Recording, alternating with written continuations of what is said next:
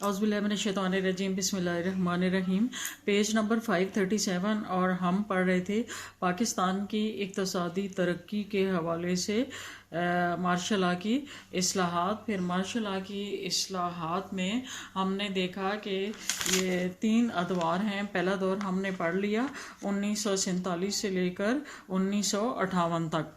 उसके बाद दूसरा दौर है जी 1958 के मार्शल लॉ के अंदर जो ज़रई इस्लाहात हुई वो आज हम देखेंगे। 1958 तक ज़रई इस्लाहात की जो कोशिश हुई ये हमने देखा था कि उन कोशिशों में जागीरदार सियासतदानों को यानी उनकी मोनोपोली को कम करने के लिए की गई, क्योंकि ज़्यादातर ज़मीनें जो थीं वो बड़े बड़े जो अथॉरिटेरियन किस्म के सियासतदान थे उनके पास थीं।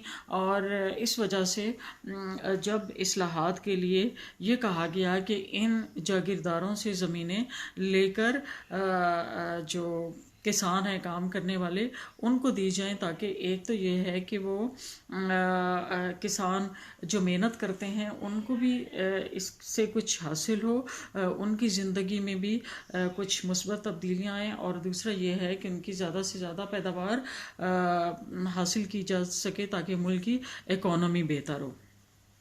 तो लेकिन ये था कि इनकी फिर मुखालफत उन जागीरदारों और सियासतदानों ने डायरेक्ट वे में की। और पंजाब में हालांकि बहुत नरम किस्म की ज़रई इस्लाहात की गई थी, लेकिन इनको भी पंजाब के जो वज़ीर आला थे उस वक्त के मलिक फ़िरोज़ ख़ान, उन्होंने 1953 में मनसूख कर दिया, क्योंकि वो जागीरदार तबके से ताल्लुक़ रखते थे।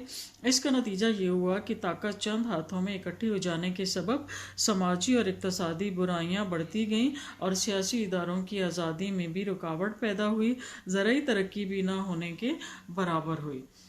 अच्छा, उस वक्त की जो सूरत हाल है वो हम इस तरह से देखते हैं पहले कि मगरबी पाकिस्तान के क्या सूरत हाल थी।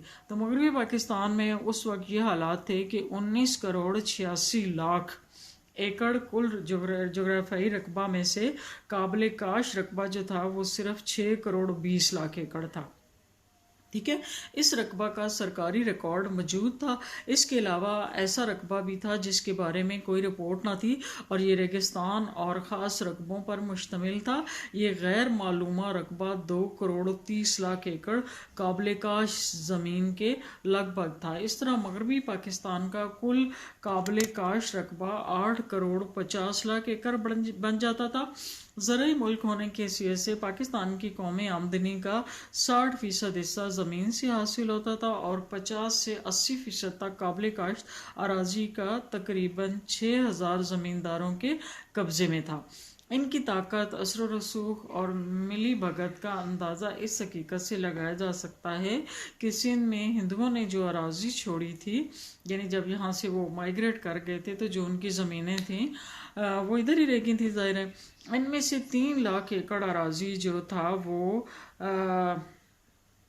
उस पर मकामी वडेरों ने कब्ज़ा कर लिया।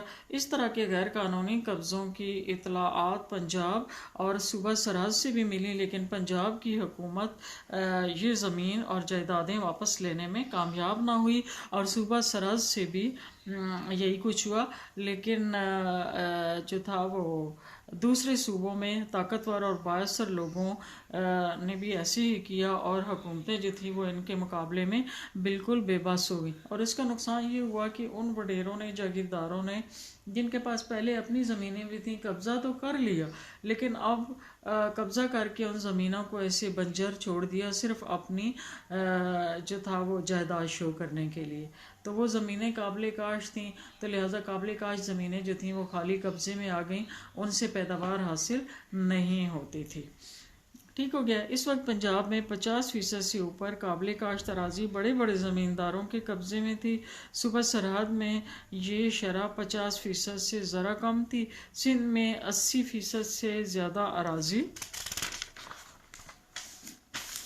چند ہزار زمینداروں کے پاس تھی جو اپنی زمینوں سے دور شہروں میں رہتے تھے۔ سارے صوبے کے بارے میں جو اطلاعات مل سکیں ان سے ظاہر ہوتا تھا کہ مالکان زمین میں سے صرف 0.1% کے قبضے میں کل زمین کا 15% رقبہ تھا۔ یہ بات صرف 500 ایکڑ فی گز سے اوپر والی زمین کے بارے میں تھی۔ اس کے مقابلے میں 65% زمیندار ایسے تھے جن کے پاس اسی قدر زمین 5 ایکڑ فی گز سے بھی کم تھی۔ اگلا ہے پوائنٹ ہمارا زرعی اصلاحات کمیشن۔ ایوب خان کو زرعی اصلاحات کے نفاذ کی اہمیت کا شدت سے احساس تھا۔ یہی وجہ ہے کہ انہوں نے اپنی پہلی اخباری کانفرنس میں زرعی اصلاحات کی فوری ضرورت کا ذکر بہت زور دے کر کیا تھا، اور انہوں نے ملک میں اصلاحات کی جو بنیادی اقدامات تھے ان میں اولین زرعی اصلاحات کو دی اولین ترجیح۔ انہوں نے 18 اگست کو یعنی اپنے اقتدار سنبھالنے کے 10 دن کے بعد ایک زرعی اصلاحات کا کمیشن قائم کیا۔ اس کے چیئرمین پنجاب کے گورنر اختر حسین کو بنایا گیا جو اس شعبہ کے ماہر تھے۔ کمیشن کے کام کی پیچیدگی اور نزاکت کی باوجود اپنی جامع رپورٹ صرف 3 مہینے میں پیش کر دی۔ اس پر غور کرنے کے بعد حکومت نے 27 جنوری 1959 کو اپنے فیصلوں کا اعلان کر دیا۔ ان اصلاحات کو زرعی اقتصادیات کا نام دیا گیا۔ اگلا پوائنٹ ہے اصلاحات کی تفصیل۔ ان سفارشات کو عملی جامہ پہنانے کے لیے اراضی کمیشن کا قیام عمل میں لایا اور مارشل لا کا ایک نیا ضابطہ نمبر 94 قائم کیا گیا۔ یہ ایوب خان کے دور میں ہوا۔ ان سفارشات اور اصلاحات کے چیدہ خد و خال درج ذیل ہیں۔ نمبر 1 ہے جی حد ملکیت کا تعین۔ یہ سب سے زیادہ امپورٹنٹ بات تھی کہ حد ملکیت کا تعین کر دیا گیا کہ کس کی ملکیت میں کتنی زمین ہونی چاہیے، ان میں جو ہے وہ قابل کاشت کتنی ہو، بنجر کتنی ہو، اور جو ہے وہ نری زمین کتنی ہونی چاہیے، بارانی کتنی ہونی چاہیے۔ یہ اس کی ڈیٹیل ہم یہاں پر دیکھیں گے۔ تو نمبر 1 ہے کہ زمین کی زیادہ سے زیادہ حد ملکیت 500 ایکڑ نہری اور 1000 ایکڑ بارانی، یعنی 36,000 پیداواری اشاری اکائیاں مقرر ہوئیں۔ یہ جو چیزیں ہیں نا ان کو انڈر لائن کر لیں کہ زمین کی زیادہ سے زیادہ حد ملکیت 500 ایکڑ نہری اور 1000 ایکڑ بارانی زمین مقرر کی گئی۔ مالکان اراضی کو اس بات کا اختیار دیا گیا، مالکان اراضی سمجھ یعنی جن کی زمین کے مالک کو یہ اختیار دیا گیا کہ وہ اپنی زمین میں سے جہاں سے چاہیں 36,000 پیداواری اشاری اکائیوں کے برابر رقبہ کا انتخاب کر لیں، لیکن ایسا کرتے وقت اس بات کا خیال رکھنا لازمی تھا کہ ہر منتخب شدہ قطع اراضی خیرپور اور حیدرآباد ڈویژن میں 64 ایکڑ اور باقی ڈویژنوں میں 50 ایکڑ سے کم نہ ہو۔ ٹھیک ہے۔ نمبر 2 ہے اس کے علاوہ زمیندار 150 ایکڑ تک باغات پر مشتمل زمین بھی اپنے پاس رکھ سکتا تھا، لیکن شرط یہ تھی کہ وہ زمین کسی جگہ 10 ایکڑ سے کم نہ ہو اور اس کا اندراج فصل ربی 1955-56 کے مالیہ کے رجسٹر میں کیا گیا ہو۔ ٹھیک ہے، یعنی اس کی پیداوار کا بھی تاکہ اندازہ لگایا جا سکے اور پھر اس کے اوپر جو مالیہ وغیرہ ہے وہ لیا جا سکے، اور جو کام کرنے والے لوگ ہیں ان کو بھی اس کی پیداوار میں سے دیا جا سکے۔ نمبر 2 ہے اس کے علاوہ نمبر 3 18,000 پیداواری اشاریہ اکائیوں کے برابر وارثوں کو بطور تحفہ بھی دی جا سکتی تھی۔ ٹھیک ہے۔ اگلا ہے جی چوتھا پوائنٹ کہ 6,000 پیداواری اشاری اکائیوں کے برابر زمین ایسی نادار خواتین کو بھی دی جا سکتی تھی جن کی کفالت کی ذمہ داری زمیندار کے کندھوں پر ہو۔ ٹھیک ہے۔ اچھا، جیسے کوئی بیوہ بہن ہے یا اس طرح سے کر کے۔ محکمہ اوقاف مذہبی اور خیراتی اداروں کو اور منظور شدہ تعلیمی اداروں کو بھی اس بات کا حق دیا گیا کہ وہ مقررہ حد سے زائد زمین اپنے پاس رکھ سکتے تھے۔ اگلا ہے 100 اور 2 سے زیادہ مویشی پالنے والے سانڈ اور 2 سے زیادہ مویشی پالنے والوں کو حق دیا گیا کہ وہ حکومت کی اجازت سے مقررہ حد سے زیادہ زمین اپنی ملکیت میں رکھ سکتے ہیں۔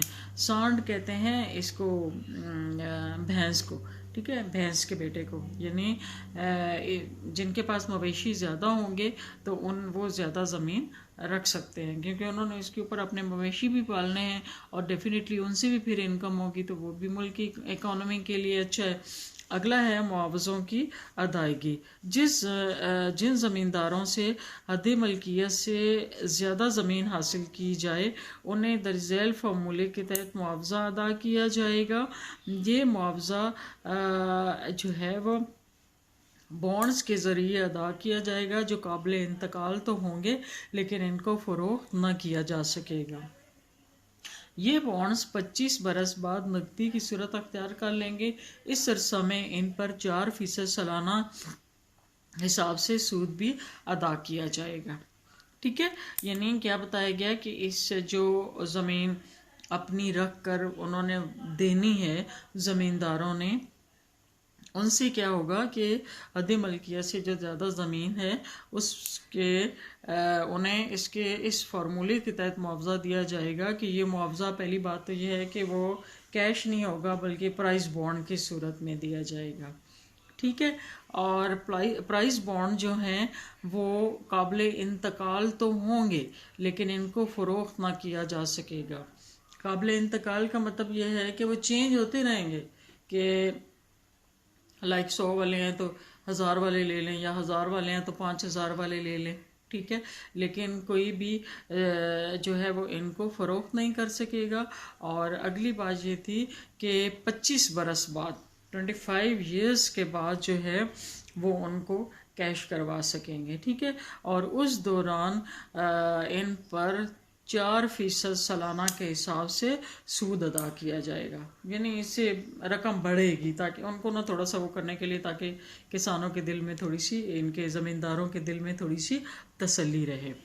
کیسے ہے کہ جو ایکسٹرا زمین وہ دیں گے ان کی رقم نہیں دی جائے گی بلکہ ان کا معاوضہ پرائز بانڈ کی صورت میں دیا جائے گا، نمبر 1 پوائنٹ۔ اور نمبر 2 یہ ہے کہ پرائز بانڈ فروخت نہیں کیے جا سکیں گے، ہاں چینج کر سکیں گے وہ۔ اور پھر اگلی بات یہ ہے کہ 25 برس کے بعد ان کو کیش کروایا جا سکتا ہے اور اس دوران میں سالانہ ان پر 4% کے حساب سے سود یا پروفٹ جس کو کہتے ہیں وہ ان کو ملتا رہے گا۔ یہاں تک کافی ہے۔